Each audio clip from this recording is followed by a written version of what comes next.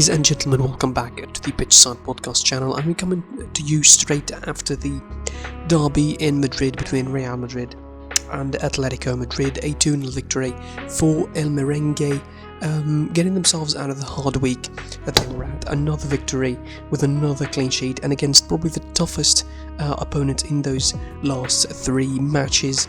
Real Madrid dominated since the beginning. I think it was a one-side game, really similar in the fashion against a match against Mönchengladbach, against an Atletico side that was surprisingly dull and very lifeless for most of the half, without getting any opportunity to break forward really and break through Real's defence. The lifeless performance was, I think, doubled by a ridiculous marking on the set piece. Inside 15 minutes, Casemiro left free of any marking, despite the fact that there were three players alongside him on the near post. It was mostly possession though for Real Madrid. It wasn't that domination that was characterised by loads of chances or hitting the post a lot, or forcing saves out of the goalkeeper. It was more of a possession-based domination. Few actual shots. After the goal for Karim Benzema, after the goal for Casemiro. After Karim Benzema hit the upright early on in the first half. In the last 10 minutes of the first half, Atletico started to put on some performance, but without any kind of efficiency. They were slow, they were surprisingly slow and dull, failing to be anywhere near dynamic on the transition from defence to attack. For Real Madrid, it was a similar first 45 minutes, as we mentioned, to the game against Mönchengladbach. In the second half, it was more of the same, really. Great management from the game, from Zinedine Zidane, who knew how to play with his side.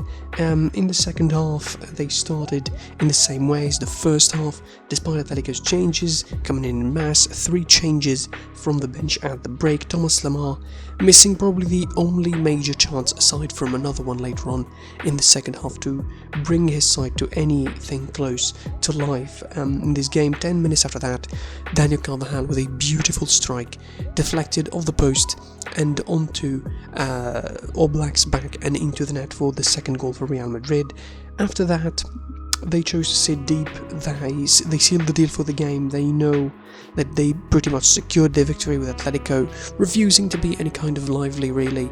Diego Simeone took Joao Felix out and he was really angry about it, I think rightfully so. Saul coming in for him, despite honestly playing really well for the rest of the game. Saul on his own. Real chose to sit tight in their defence, managed the rest of the game. Atletico scrambled to get any lifeline in it. They were swarmed by superior Real Madrid side, particularly in that midfield. Casemiro, Kroos and Modric put a performance of the highest order. Atletico, in the end of the game, they had a little bit more possession to show for it. They had a little bit more of an attacking drive to them. They had a really good chance for Saul to bring back his side into life with 10 minutes to go, only for Courtois to make his one big save for the match, really denying Saul the opportunity to score from a close range. As the game drawn to its close, Atletico got closer to scoring, subjectively. They tried, didn't get close really as much as chances, but they tried. Tried to create more chances, with Real Madrid's week of big games in the league and the Champions League, of course, coming to haunt them eventually in those last 10 minutes, especially physically, dropping in stamina with poor performances in the end. Dropping in the level of physicality and the level of stamina for the likes of Carvajal and Vinicius Jr., who came out for Asensio and Rodrigo. Federico Valverde returned to the side and came in as a sub in the later moments of the game.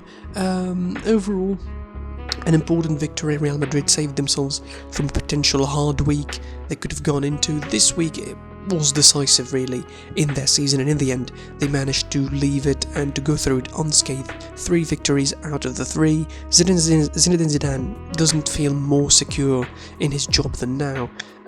He managed 3 important victories, and now he's going to be looking to the future, looking to move forward and return to the right track. Now he's on the right way with Real Madrid to return to full-on competition for La Liga title, and of course to put themselves on the map in the Champions League discussion. For Atletico Madrid, This was the worst kind of Simeone performance you'd expect from them.